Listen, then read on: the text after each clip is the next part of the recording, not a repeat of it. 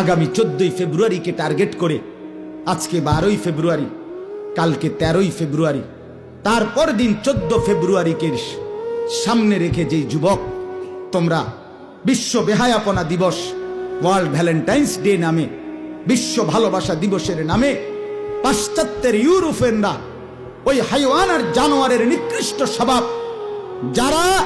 দুশ্চরিত্রতা, বেহায়াপনা, যারা free sex, free mixing, অবাধ যৌনতা, অবাধ স্বাধীনতা, ছেলে মেয়ে নারী পুরুষের কোনো বিভাগ নাই, যার যেখানে মনে হবে জন্তু জানোয়ারের মতো যারা নিজের যৌন চাহিদা পূরণ করবে, এটা যাদের দেশের সভ্যতা সংস্কৃতি, এটা যাদের কৃষ্টি কালচার, সেই পশ্চিমা অসভ্য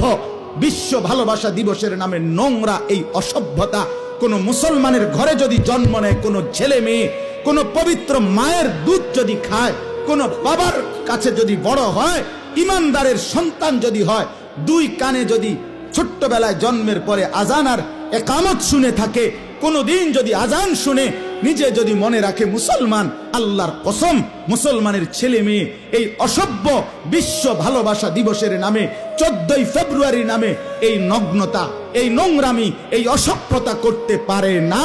এজন্য যুবক, আজকে এখান থেকে তোমরা বিশ্ব ভালোবাসা দিবসকে থুতু মারো, থুতু মারো, থুতু মারো, থুতু মারো।